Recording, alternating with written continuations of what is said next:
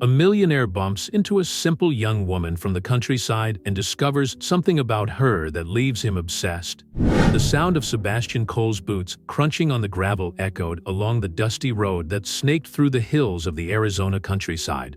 With his Italian leather briefcase under his arm and sunglasses reflecting the merciless sun, he looked decidedly out of place in that rural setting. The coordinates on his GPS indicated that he was arriving at his destination, Silverstone Farm, a 500-acre property that would soon become his next multimillion-dollar venture. Sebastian checked his Rolex, 10:47. The broker had made the appointment for 11 a.m., and he hated delays. As he drove his Land Rover down the driveway, his mind was already calculating the possibilities. An exclusive resort with a spa, golf course, and private villas. The wealthy of Phoenix would pay fortunes to escape the heat of the city in a private oasis in the mountains. The property was even more impressive in person than in the photos. A two-story colonial-style main house rose majestically, surrounded by fields that stretched as far as the eye could see. Sebastian parked next to the house, adjusted his navy blue tie, and got out of the car. It was then that he saw her for the first time. A young woman was hurrying towards an old pickup truck, carrying a precarious pile of papers and folders. Her auburn hair was tied up in a messy bun, and she was wearing faded jeans and a plaid shirt rolled up to her elbows. Completely absorbed in her thoughts, she didn't notice Sebastian approaching the entrance. The inevitable happened in a matter of seconds. She turned sharply. Sebastian couldn't dodge in time, and the papers flew like confetti into the Arizona air. "Oh my God, I'm sorry," she exclaimed, immediately bending down to pick up the scattered documents. "I should have paid more attention." Sebastian knelt down to help her, picking up one of the leaves that landed near her feet. His eyes caught words like sustainable irrigation and regenerative agriculture before she gently took it back. "Rose Wilson," she introduced herself, extending a calloused hand. "I'm the resident agronomist, or was, until yesterday." "Sebastian Cole," he replied, noticing how her eyes, a deep, intelligent green, narrowed slightly on hearing his name. "So you're the man who's going to turn all this into a playground for rich people," she commented, her voice maintaining a surprisingly neutral tone. Sebastian felt a twinge of irritation. "I prefer to think that I'm going to give this property a new purpose." Rose finished organizing her papers, pressing them against her chest as if they were a shield. "Yes, because feeding people is clearly an inferior purpose to serving cocktails by the pool." It was then that Sebastian noticed something in the documents she was holding, a set of graphs and data that seemed revolutionary even at first glance. "What exactly were you developing here?" Rose hesitated, biting her lower lip. For a moment, Sebastian thought she wouldn't answer, but then something in her eyes changed. "A sustainable farming system specifically for arid regions. It combines ancient Native American techniques with modern water conservation technology." Sebastian found himself genuinely intrigued. "Does it work?"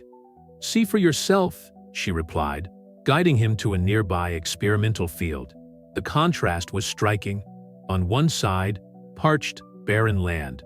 On the other, vibrant rows of vegetation.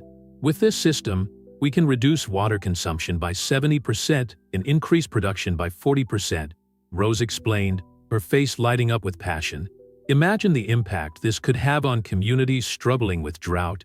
Sebastian watched the demonstration in silence, his businessman's mind already calculating the implications. The potential was immense, far greater than a simple luxury resort. But there was a problem. "Why are you leaving then?" he asked, watching her intently. Rose let out a tired sigh. "The farm was sold, remember? And even before that, it was difficult to get funding to continue the research. Nobody wants to invest in sustainable agriculture when they can profit from more profitable ventures." The midday sun was beating down on them now, but Sebastian hardly noticed the heat. His mind was racing, analyzing possibilities, calculating risks. The resort was a safe investment. He'd done it before. He knew the market. He knew exactly how much he could profit. But this was different. It was bigger. "What if," he began, choosing his words carefully, "what if there was a way to continue your work here?" Rose looked at him suspiciously. "What do you mean?" "I haven't officially bought the property yet. The contract hasn't been signed. Sebastian, Rose said his name with a mixture of hope and skepticism. Are you suggesting? The sound of an approaching car interrupted the conversation. The realtor had arrived, punctually at 11 a.m. Sebastian watched Rose start to walk away towards her pickup, carrying not only her papers, but also an idea that could change everything. Rose, he called, making her stop. Don't go too far. I think we need to talk more about this project of yours. She nodded slightly, a small smile appearing on her lips, before getting into her car and driving off in a cloud of red Arizona dust. Sebastian adjusted his tie again, his perfectly organized plan for the resort now completely messed up by an accidental meeting and a pile of papers flying in the wind. The broker approached with a professional smile and a folder full of contracts, but Sebastian barely heard him. His mind was occupied with different figures now, not resort profits, but water-saving percentages and increases in agricultural production. For the first time in a long time, Sebastian Cole was considering doing something completely unpredictable, and that scared and excited him in equal measure. Sebastian spent the sleepless night in the small hotel in Prescott. The documents Rose had dropped scattered on his king-size bed. He had managed to discreetly save a few pages during the confusion, and now every line he read convinced him even more that he was facing something extraordinary. Rose's method wasn't just innovative, it was revolutionary. His fingers glided over his tablet, frantically researching sustainable agriculture and irrigation systems. Financial projections began to take shape in his mind. If her system worked on a large scale, the return would be exponentially greater than any luxury resort. At 6:30 a.m., Sebastian was already on his feet, adjusting his button-down shirt as his coffee cooled on the table. He had spent the last 2 hours tracking down Rose Wilson online. He discovered that she had graduated with honors from Stanford, turned down offers from large agribusiness corporations to develop her project independently, and published several articles on regenerative agriculture in respected scientific journals. "Miss Wilson," he muttered to himself, "you're a lot more interesting than you look." After a few phone calls and a small bribe to the local real estate secretary, Sebastian discovered that Rose was living temporarily in a trailer park in nearby Prescott Valley. The contrast couldn't have been greater. Him in his state-of-the-art Land Rover, parked next to weathered mobile homes. Rose was sitting in a plastic chair in front of a modest trailer, laptop on her lap, cup of coffee by her side. She looked up as Sebastian's shadow blocked her morning sun. "How did you find me?" she asked, without sounding particularly surprised. "I have my resources," Sebastian replied, pulling out another plastic chair to sit on, "and a proposal for you." Rose closed her laptop, her green eyes studying him cautiously. "Let me guess, you want to buy my research for some corporation?" "No," Sebastian smiled. "I want to be your partner." The silence that followed was filled only by the distant sound of children playing and dogs barking. Rose picked up her coffee cup, taking a long sip before answering. "Why?" "Because your system can change the world." Sebastian leaned forward, his voice low and intense. "And because I can provide the resources to make it possible." "And the resort?" "Instead of building a playground for the rich, we can turn Silverstone Farm into a center for research and development in sustainable agriculture," Sebastian explained, his enthusiasm growing as he shared his vision. "Imagine experimental fields, state-of-the-art laboratories, training programs for farmers from all over the world." Rose placed the cup on the plastic table with a little more force than necessary. "That would cost millions." "I have millions," Sebastian replied simply. "And contacts. I can get additional funding, partnerships with universities, government support. Why should I trust you?" Rose asked, but Sebastian noticed that there was something different in her voice now. A note of hope that she was trying, unsuccessfully, to hide.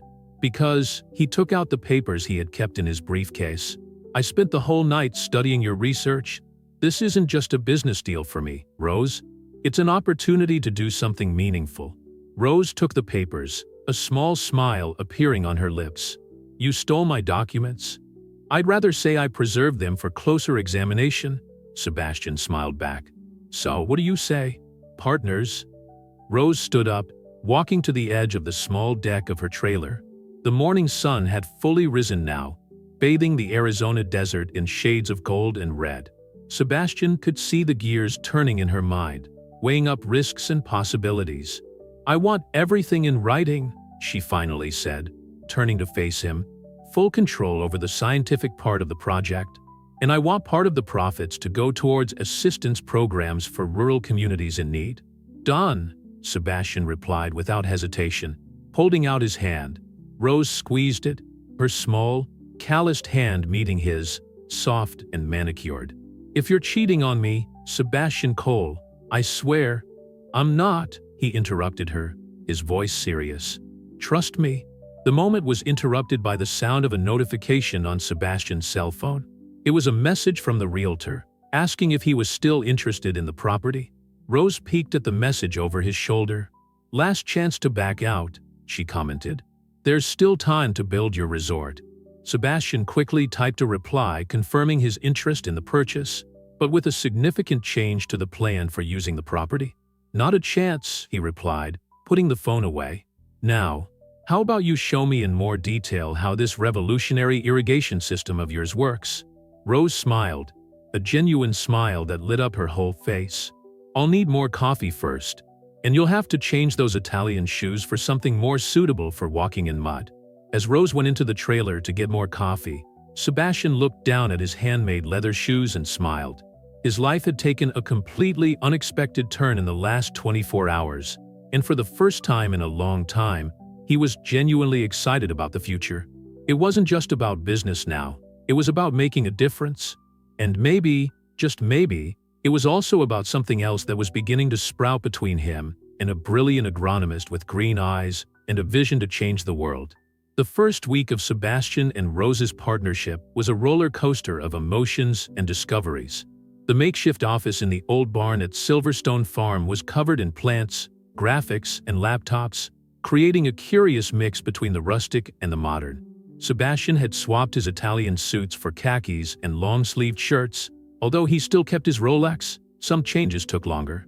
"We need to present this in a way that attracts investors," Sebastian commented, looking at the spreadsheets in his notebook. "Your data is impressive, but we have to translate science into business language." Rose looked up from a soil sample she was examining. "You mean, make it seem more profitable and less about saving the planet?" "The two don't have to be mutually exclusive," Sebastian replied, turning his notebook around to show her. "Look at these figures. If we implemented your system on just 10% of the farms in the southwestern United States, the water savings would be enough to supply an average city for a year. That has monetary and humanitarian value." "Since when did you become an environmentalist?" Rose teased, but there was a genuine smile on her lips.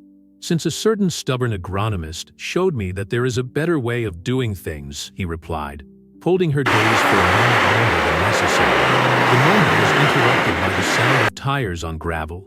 Through the barn window, they saw a van approaching, carrying the first load of equipment for the laboratory. Sebastian had made good use of his contacts, getting donations from universities and companies interested in the project. "I still can't believe you managed all this in a week," Rose commented, watching the team unload microscopes and other sophisticated equipment. "You underestimate me, Miss Wilson," Sebastian smiled, but then his expression turned serious. "There's something we need to discuss. I've received an invitation to present the project at a sustainable agriculture conference in San Francisco next month." Rose froze. "Sebastian, we're not ready to—" "Yes, we are," he interrupted her gently. "Your data is solid, the system works. We need to start publicizing it if we want to make a real difference. But what if they don't take it seriously? What if they think it's just another idealistic project with no foundation?" The insecurity in his voice was palpable. Sebastian approached, putting his hands on her shoulders.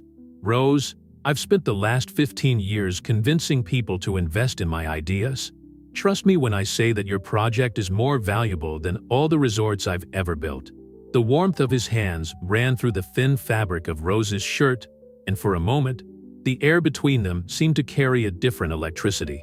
Rose pulled away first, turning her attention to the soil samples. "All right," she finally agreed. "But on one condition. I want us to visit some rural communities before the conference. We need to really understand the impact this could have." "Done," Sebastian replied immediately. In fact, I've already scheduled some visits for next week, including a Navajo reservation that's been struggling with irrigation problems. Rose stared at him in surprise. You're really taking this seriously, aren't you? More than anything I've ever done, he admitted, surprising himself with the sincerity in his voice. The rest of the afternoon was spent organizing the laboratory and finalizing preparations for the field trips. As they worked side by side, Sebastian couldn't help but notice how Rose changed when she talked about her work. Her eyes shone with passion, her hands gestured animatedly, and occasionally her arm brushed his as she pointed to something on a graph or explained a complex concept. In the evening, when they had finally finished, Rose insisted on showing Sebastian her favorite place on the farm. They climbed a small hill behind the barn, where a worn wooden bench offered a panoramic view of the property. This place is going to change a lot over the next few months, Rose commented, watching the sun set over the experimental fields. For the better, Sebastian replied, taking a seat next to her. But we'll keep this bench, I promise. Rose laughed. The mighty Sebastian Cole, making promises about an old bench? Hey, I'm trying to be romantic here, he joked. But the words came out before he could contain them. A silence fell between them, laden with unspoken possibilities. Rose was the first to break it. We need to keep things professional, she said softly. There's a lot at stake. Of course, Sebastian agreed quickly, ignoring the tightness in his chest. Professional is my middle name. I thought it was James, Rose teased, getting up. Come on, we still have to prepare the presentation for the investors tomorrow. As they walked down the hill, Sebastian reflected on how his life had changed dramatically in just 1 week. The man who used to live for profits and luxuries now found himself dreaming of irrigation systems and social impact. And, even more disturbingly, he found himself dreaming of a certain green-eyed agronomist who insisted on keeping things professional. The sun finally disappeared over the horizon, painting the Arizona sky in shades of pink and purple. In the barn-turned laboratory, the lights stayed on late into the night as two very different idealists worked together to change the world, one field at a time. The visit to the Navajo reservation in Window Rock turned out to be more impactful than Sebastian could have imagined. While his Land Rover drove along the dusty roads of the reservation, Rose sat next to him studying maps and data about the region. The contrast between their luxurious vehicle and the modest houses around them did not go unnoticed by either of them. The water shortage rates here are alarming, Rose commented, her fingers tracing lines on a graph. In the last 5 years, the situation has only worsened with climate change. Sebastian parked next to a community center where they were greeted by Maria Bagay, a respected community elder. Her dark eyes, marked by decades of wisdom, studied the visitors with interest. So you're the farm people who promised to make the desert bloom, Maria commented, a slight smile playing on her lips. Actually, Sebastian began, but Rose interrupted him. We've come to learn as much as to teach, she said, surprising Sebastian. We know that your people have centuries of knowledge about cultivation in arid lands. Maria's smile widened. Finally, someone who understands. Come on, I want to show you something. Over the next few hours, Maria guided them through different areas of the reserve. She showed them traditional water conservation techniques that had been passed down for generations, but which were becoming insufficient in the face of increasingly severe climate change. What worries me most are the children, Maria explained, stopping near a school. In the playground, children were playing, seemingly oblivious to the concerns of the adults. How can we guarantee their future if we don't even have enough water? Sebastian watched Rose bend down to examine the parched soil. Her fingers sank into the earth, and he could see the gears of her mind at work, adapting her system to the specific needs of that place. With a few modifications, we can implement a pilot project here, Rose said, standing up. Starting with a community garden near the school. If it works. When it works, Sebastian corrected her, surprising himself with his certainty. We can expand to other areas of the reserve. Maria watched them with renewed interest. You've changed since you got here, she commented to Sebastian. Your eyes look different. Sebastian felt an involuntary blush creep up his neck. Let's just say I had a good teacher, he replied, casting a quick glance at Rose, who pretended to be busy with her notes. The rest of the afternoon was dedicated to measurements, sample collection, and initial planning. Sebastian was impressed by the ease with which Rose communicated with the community, mixing technical knowledge with genuine respect for local traditions. As the sun began to set, Maria invited them to her home for a traditional dinner. Sitting around a simple table, eating lamb stew and fried bread, Sebastian realized that he didn't feel as uncomfortable as he had expected. On the contrary, there was something comforting about the simplicity and authenticity of the moment. "You make a good team," Maria commented over dinner, her keen eyes alternating between Sebastian and Rose. Different, but complementary, like the sun and the moon. Rose almost choked on her tea, and Sebastian had to disguise his own reaction. "We're just business partners," he clarified quickly. "Ma'am," Maria murmured, an enigmatic smile on her face. "Time will tell." On the drive back to the ranch, a comfortable silence filled the car. The Arizona sky was painted with stars, and the crescent moon cast a silvery light over the desert landscape. "We need to readjust our presentation for San Francisco," Rose finally said. "After today, I realize we were focusing on the wrong aspects." "What do you mean?" "It's not just about numbers and profits," she explained, turning to face him. "It's about people, entire communities that can have their lives transformed." Sebastian nodded slowly. "You're right. We'll rewrite everything tomorrow." Arriving at the farm, they were both exhausted but energized by the possibilities that were opening up. However, before Rose could make her way to her trailer, she had refused to move into the main house, despite Sebastian's insistence. He called out to her, "Rose?" "Yes?" "Thank you for today. For showing me, well, all of this."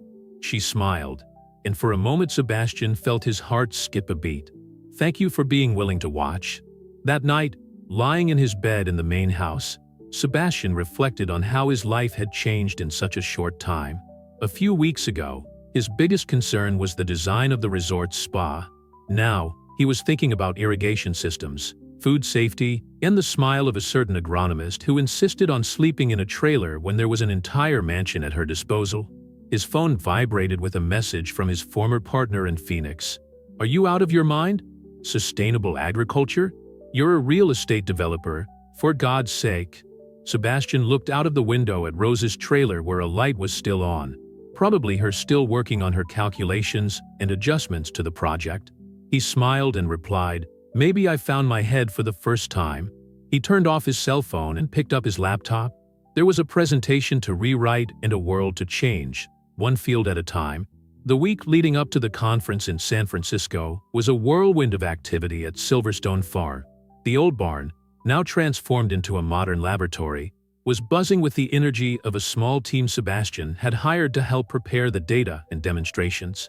"The slides are ready," announced Rose, rubbing her tired eyes after hours in front of the computer. "But we still need to finalize the prototype of the miniature irrigation system for the live demonstration."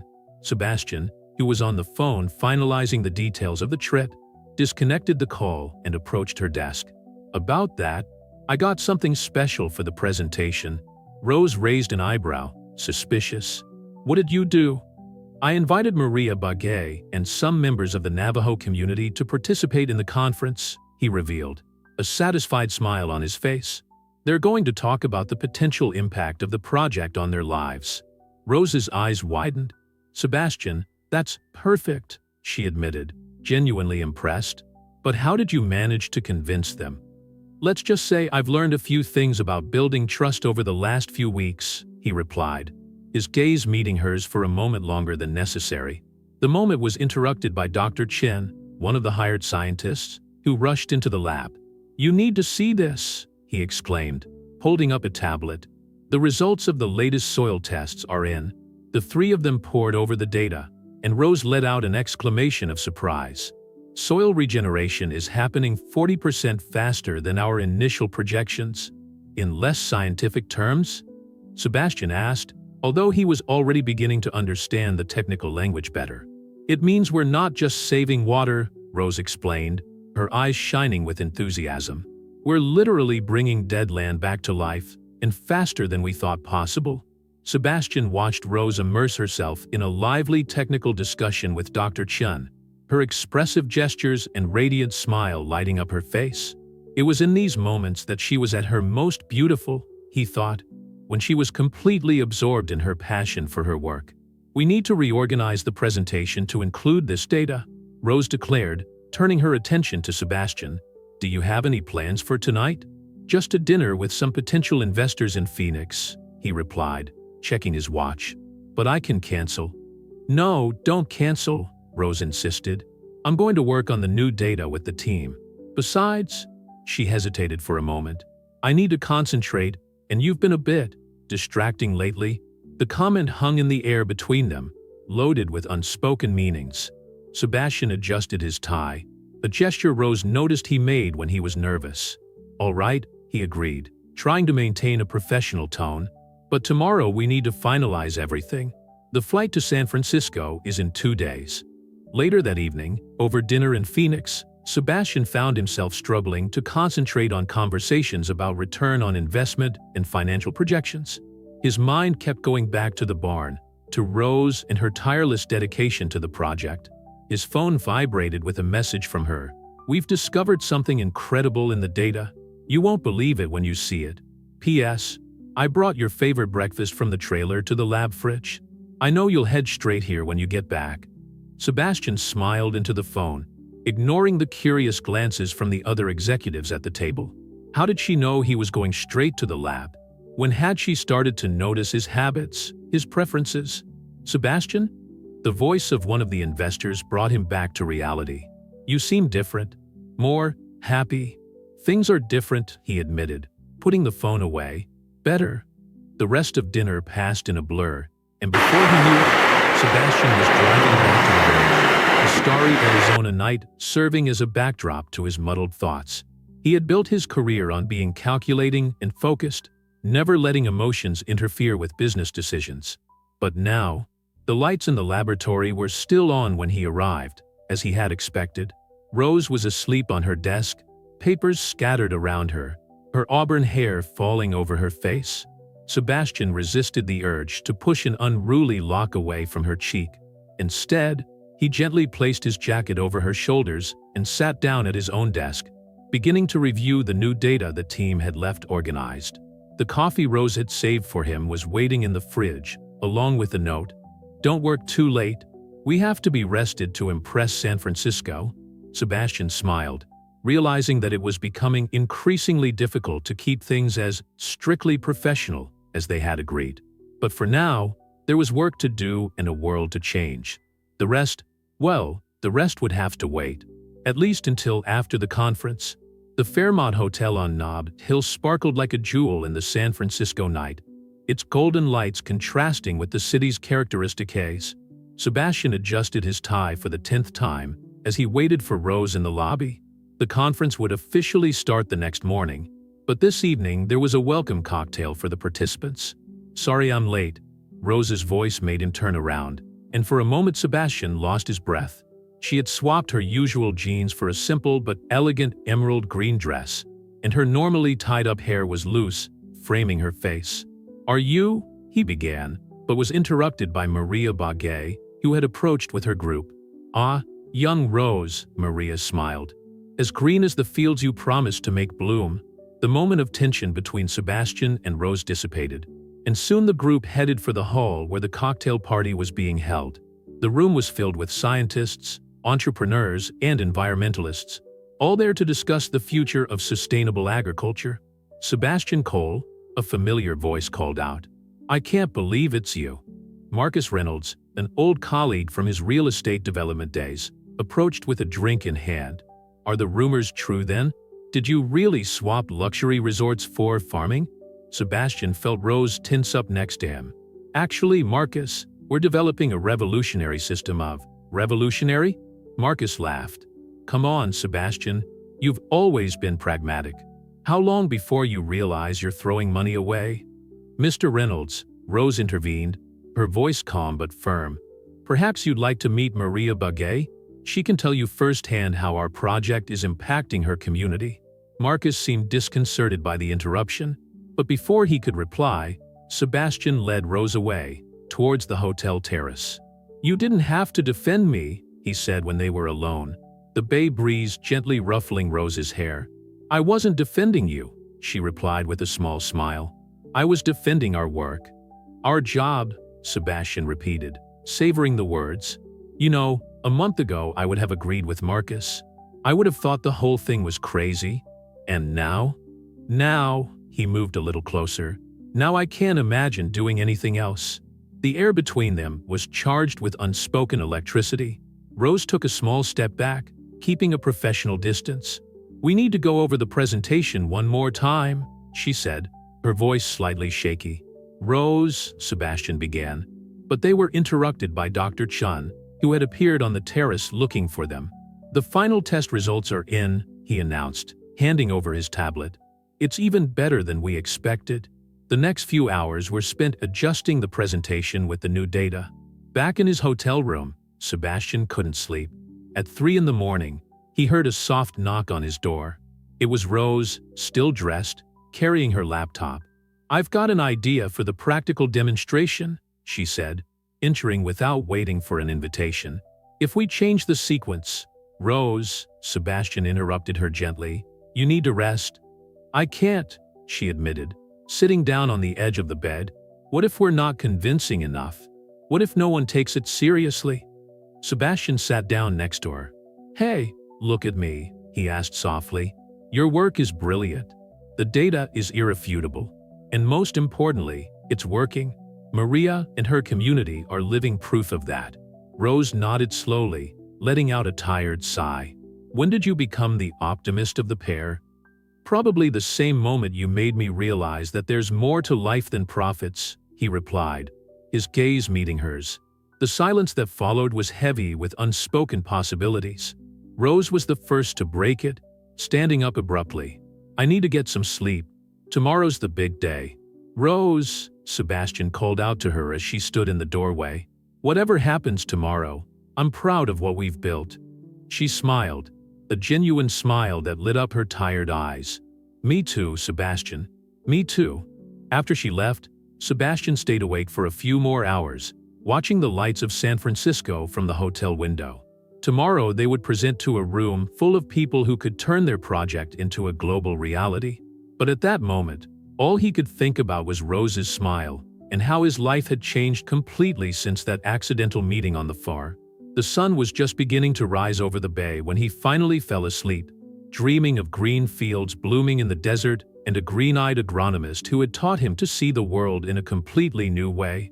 The large auditorium of the San Francisco Convention Center was packed when Sebastian and Rose took their seats on stage.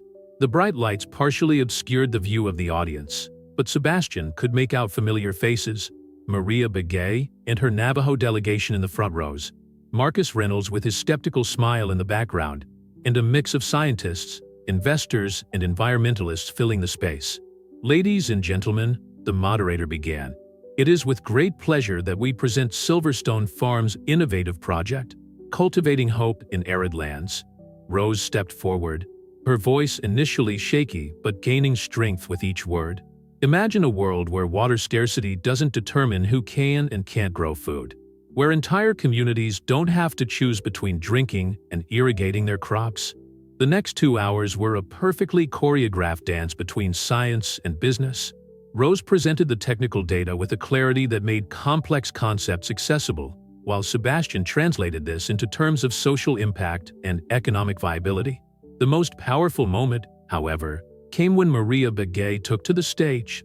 "My people have been fighting drought for generations," Maria began, her voice carrying the weight of history. "But for the first time, we see a solution that respects our ancestral knowledge while embracing innovation." Sebastian watched the audience as Maria spoke. Even Marcus Reynolds had abandoned his skepticism, leaning forward in his chair. When it came time for the practical demonstration, Rose activated the miniature prototype of the irrigation system, and a murmur of admiration ran through the auditorium as they saw the efficiency of the process. "As you can see," Sebastian concluded, "this isn't just a farming project. It's a revolution in the way we think about sustainability and community development." The questions that followed were intense, but Rose and Sebastian were prepared. Every technical challenge, Every question about economic viability was answered with concrete data and practical examples. The most tense moment came when an executive from a large agricultural corporation stood up. "Impressive," he commented. "But why not sell the technology to established companies like ours? We could implement it on a global scale immediately." Rose hesitated, and Sebastian realized his dilemma. The offer was tempting: immediate implementation, unlimited resources. But before she could respond, he took the microphone. "Because this isn't just about technology," Sebastian replied, surprising himself with the conviction in his voice. "It's about empowering local communities, about teaching and learning from them. We don't just want to sell a product, we want to create a movement." The silence that followed was broken by spontaneous applause, starting with Maria and her delegation and spreading throughout the auditorium. Rose looked at Sebastian with a mixture of surprise and something deeper, something that made her heart race. After the presentation, as groups of people crowded around them with business cards and partnership proposals, Rose managed to pull Sebastian into a quiet corner of the lobby.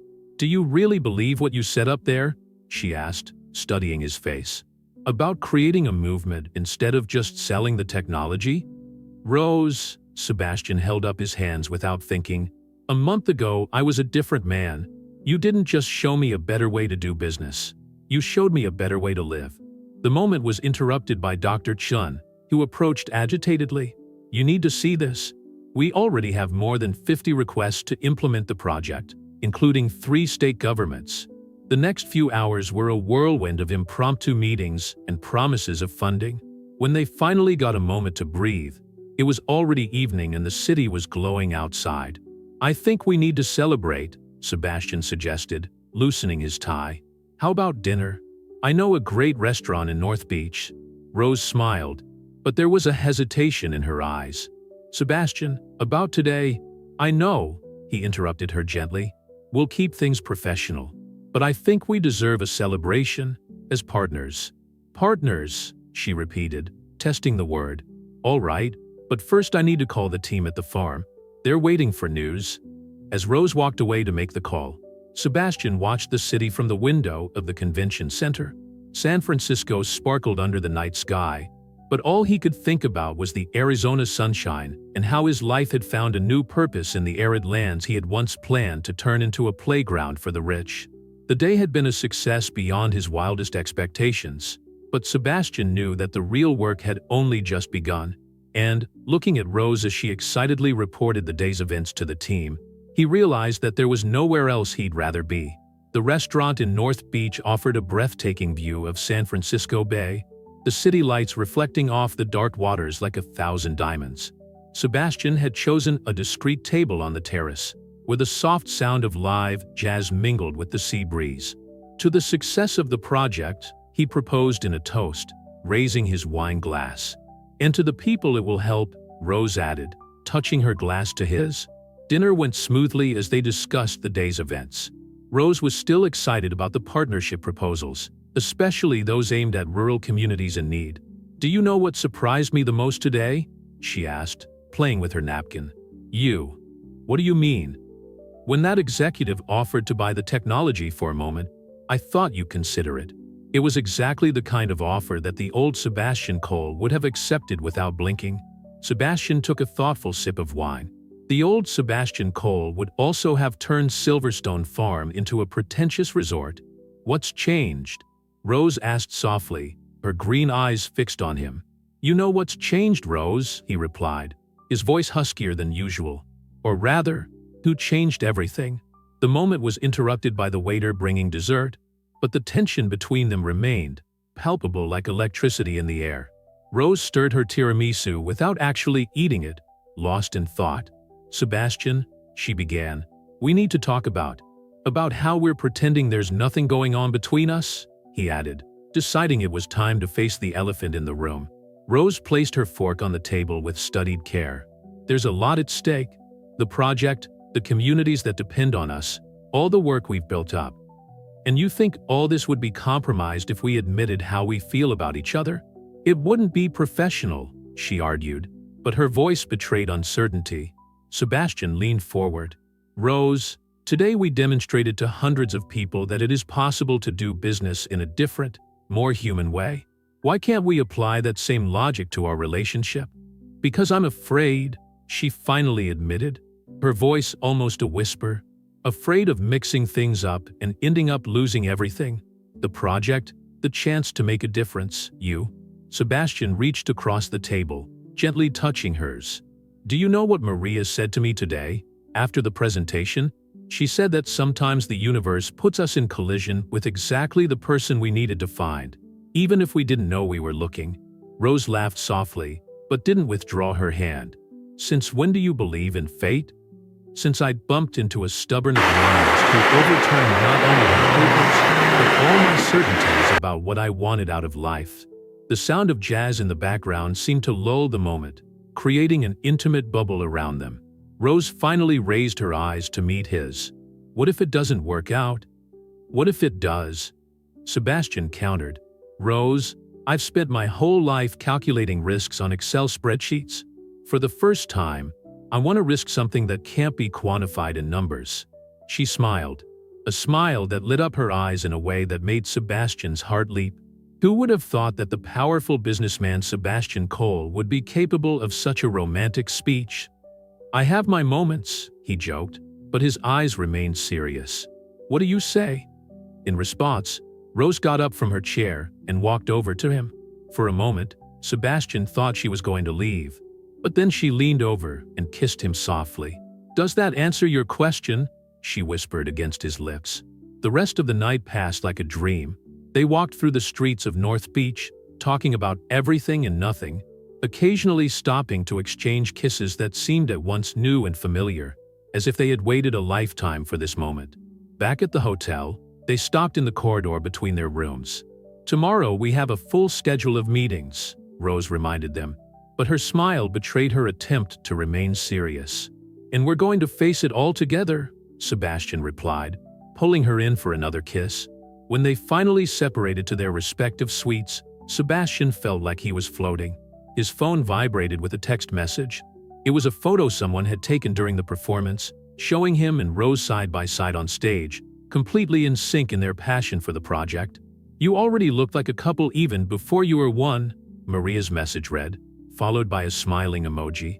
Sebastian smiled at the photo, thinking about how his life had completely changed in such a short time.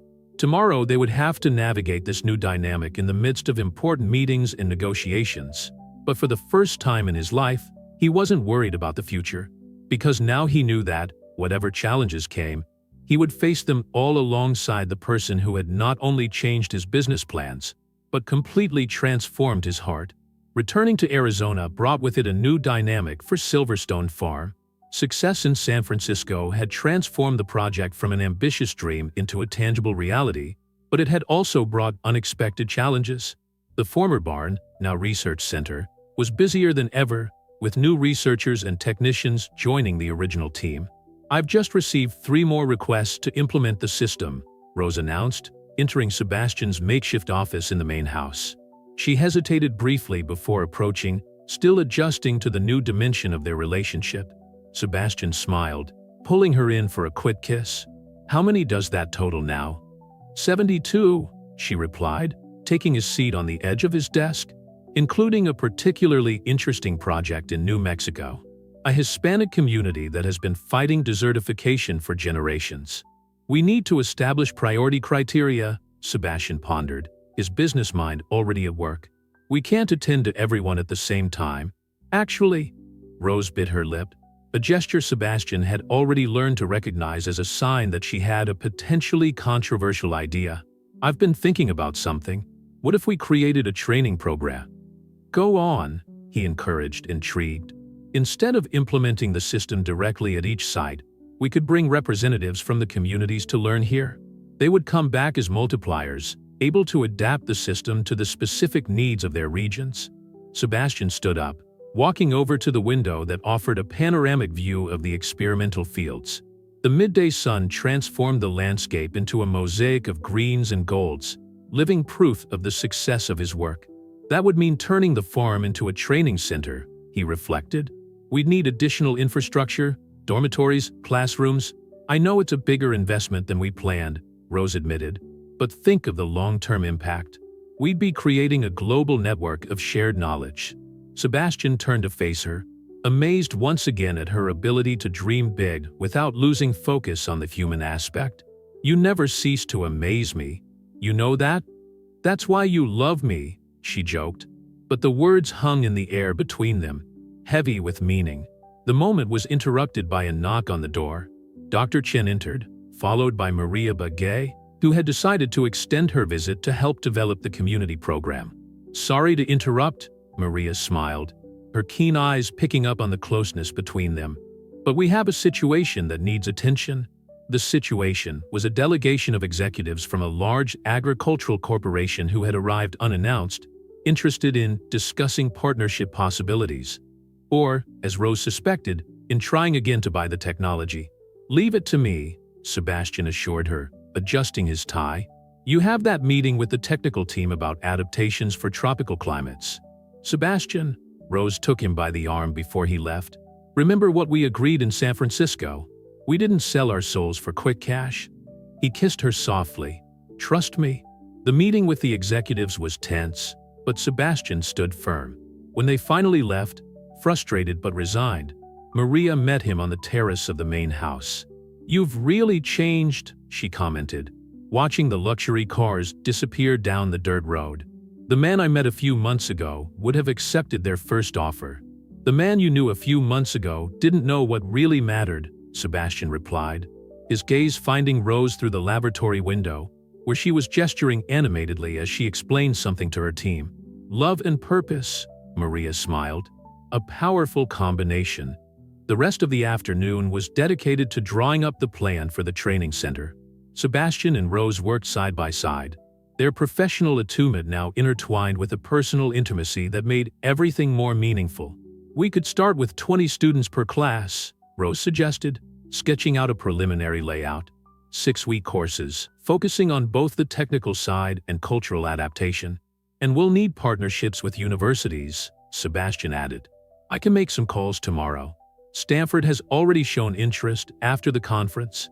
As the sun began to set, tinting the Arizona sky in shades of pink and orange, they finally took a break.